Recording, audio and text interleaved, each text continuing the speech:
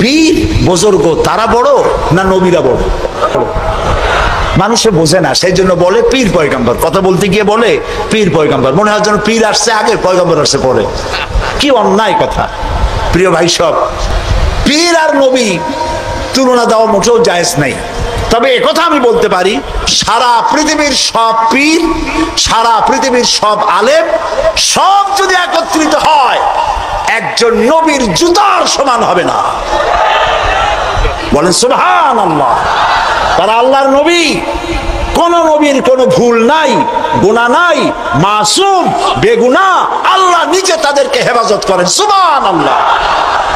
এবার দেখুন, আমরা সন্তান চাইতে আমাদের লোকেরা গেল মাজারের কাছে, আর হযরতে জাকারিয়া আলাইহিস সালাম সূরা আলে ইমরান, আলে ইমরান আপনারা পড়বেন। সূরা আলে ইমরানের মধ্যে আছে হযরতে জাকারিয়া আলাইহিস সালাম বুড়া হয়ে গেছেন, সন্তান নাই, একটাও নাই। তিনি আল্লাহর কাছে ফরিয়াদ করলেন, আল্লাহ আমি একদম বেওয়ারিস হয়ে যাব মরিয়া, তুমি আমাকে একটা সন্তান দিও। একদিন তিনি নামাজ পড়তেছিলেন, নামাজের মধ্যে হযরতে জিবরাইল আলাইহিস সালাম আসলেন। হযরতে জিবরাইল ওহী নাযিল করলেন। আল্লাহ তাআলা বলেন, হে জাকারিয়া আমি তোমাকে সুসংবাদ দিতেছি, তোমাকে একটি পুত্র সন্তান দেওয়া হবে। পুত্র সন্তানটি জন্মগ্রহণ করার সঙ্গে সঙ্গে নাম রেখে দিও ইয়াহইয়া। ছেলে হবে, সন্তান হবে, সন্তান হবে ছেলে। আর নাম রেখে দিলেন কে? আল্লাহ নিজেই। হযরতে জাকারিয়া প্রশ্ন করলেন জিবরাইলকে, জিবরাইল আল্লাহ তো বললেন যে আমারে আল্লাহ ছেলে দিবেন, কিন্তু এই ছেলেটা হবে কেমনে? আমি তো বুড়া, সোজা হয়ে খাড়াইতেও পারি না। আমার বউ হলো বুড়ি, আকিম, বন্ধা, বাজা, জিন্দেগিতে বাচ্চা হয় নাই। আমি বুড়া, বউ বুড়ি, বাচ্চা হবে কেমনে? হযরত জিবরাইল জবাব দেন নাই। জবাব দিয়েছেন কে? মাত্র একটি শব্দ দিয়ে জবাব দিয়েছেন তিনি। আল্লাহ তাআলা বলেছেন, কাযালিক, যেমনি ইচ্ছে করি তেমনি বাচ্চা দেব। সুবহানাল্লাহ বলে। আল্লাহ তাআলা কিছু করতে চাইলে তিনি তো কুন ফায়াকুনের মালিক। দুইটা অক্ষর, কোন, কাফ আর নুন, কোন। আল্লাহ বলেন কোন, দেনান দেয়ার হয়ে যায়। সুবহানাল্লাহ। আল্লাহ তাআলা মানুষ বানাবেন, বাপ মা কিছু দরকার নাই, খালি কতটুকু মাটি হইলি ইনশাআল্লাহ। পারছে কিনা বানাইতে? বলেন নাম কি? দাদাও দরকার নাই। আল্লাহ মানুষ বানাবেন, বাপ মা, বাপের দরকার নাই, খালি একটা মেয়ে লোক দরকার। পারছেন না বানাইতে? কে তিনি? ঈসা আলাইহিস সালাম। ফাআলুল লিমা ইউরি, যা খুশি তাই তিনি করতে পারেন। এই আল্লাহরে থুইয়া তোমরা যাও কই? ফাইনা তাযহাবুন, কোথায় যাও? মুসলমানেরা বোঝে না। প্রিয় ভাই সব, আফসোস করে বলি, লোকেরা মাজারে যায়, মাজারে যাইয়া যা করে এই মুসলমানরা, মুসলমানই থাকে না। আমার নিজের চোখে দেখা চট্টগ্রামে বাইজিদ বোস্তামির মাজার তারা বলে, কিন্তু ইতিহাস বলে না যে ওখানে ওনার কবর আছে। উনি ওখানে আসছিলেন একবার, এটা ইতিহাসে পাওয়া যায়।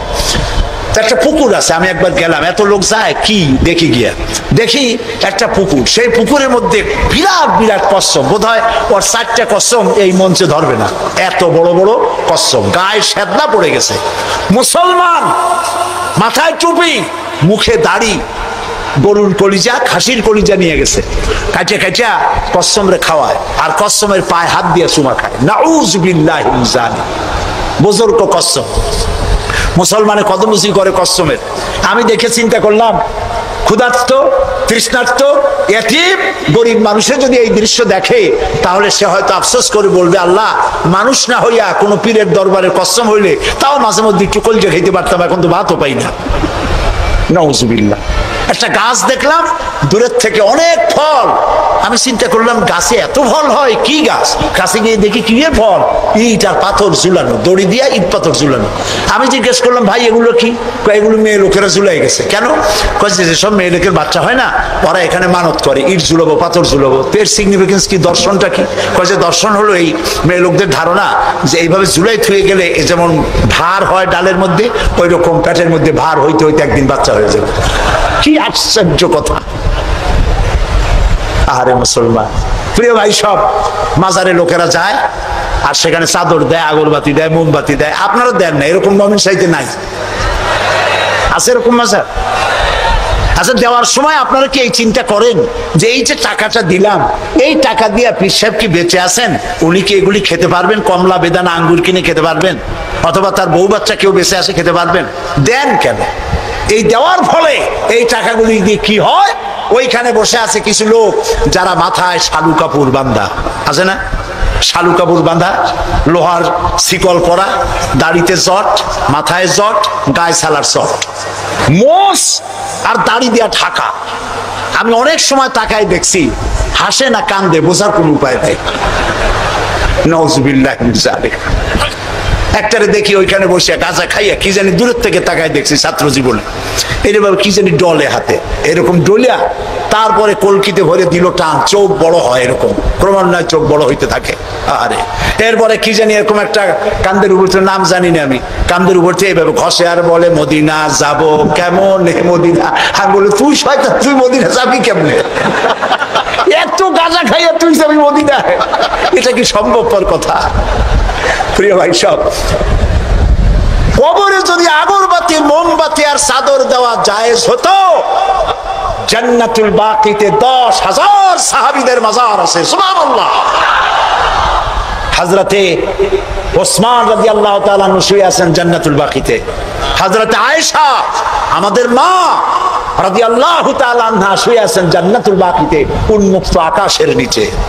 আহারে হযরত আব্দুল্লাহ ইবনে মাসউদ রাদিয়াল্লাহু তাআলা আনহু, হযরত আব্দুল্লাহ ইবনে মাসউদ দেখতে খুব খাটো খাটো ছিলেন, পা ছিল একেবারে ছোট। একদিন হাদিসে এসেছে, একদিন তিনি খেজুর গাছে উঠতেছিলেন, নিচে সাহাবীরা দাঁড়ানো, এরপরে তার পাও দেখে ওনারা হাসতেছিলেন, এত ছোট পা, হাসতেছিলেন। রাসূলুল্লাহ বললেন, সাহাবীরা আব্দুল্লাহর পা দেখে হাসতেছো?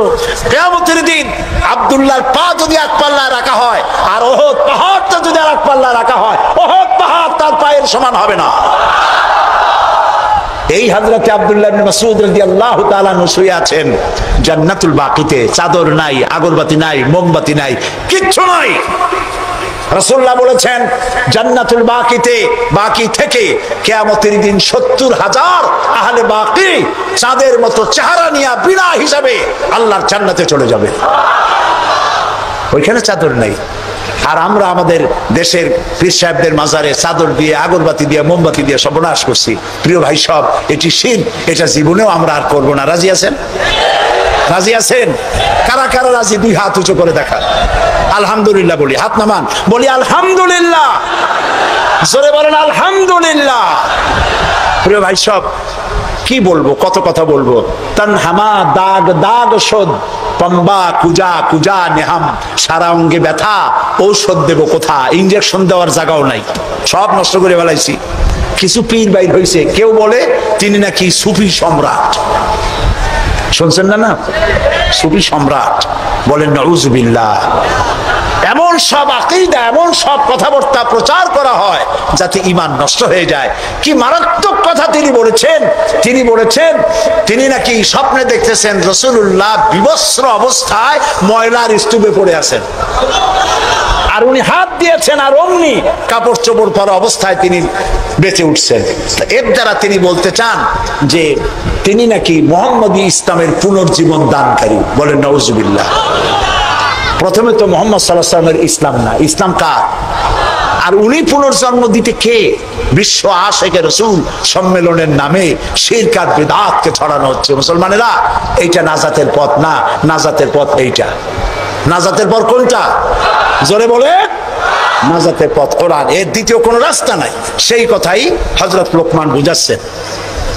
হযরত লোকমান বলেন, লা তুশরিক বিল্লাহ, ও আমার কলিজার টুকরা সন্তান, আল্লাহর সাথে কাউকে শরীক স্থাপন করো না। ইন্নাশ শিরকা লাযুলমুন আযীম, শিরক হচ্ছে মস্ত বড় জুলুম, এর কাছেও যেও না। প্রিয় ভাই সব, আমরা যদি না খেয়ে থাকি, কে আমাদের খাওয়ায়? আমাদের জাতির পিতার মুখ দিয়ে শুনুন, কে আমাদের জাতির পিতা? এই ব্যাপারে আপোষ করবেন? জীবন চলে যাবে মুসলমানের, এই ব্যাপারে কোনো আপোষ নাই। মিল্লাত আবিকুম ইব্রাহিম, আমাদের জাতির পিতা ইব্রাহিম আলাইহিস সালাম, তিনি কি বলছেন? আল্লাযী হুয়া ইউতঈমুনি ওয়া ইয়াসকিন। আমি যখন ক্ষুধার্ত হই আল্লাহ আমারে খাওয়ায়, আমি যখন তৃষ্ণার্ত হই আল্লাহ আমারে পান করায়। এটাই হচ্ছে তাওহীদ। ওয়াইদা মারিদতু ফাহুয়া ইয়াশফিন। আমি যখন অসুস্থ হই আল্লাহ আমারে রোগ মুক্ত করেন। সুবহানাল্লাহ। যা চাইবেন কার কাছে চাইবেন?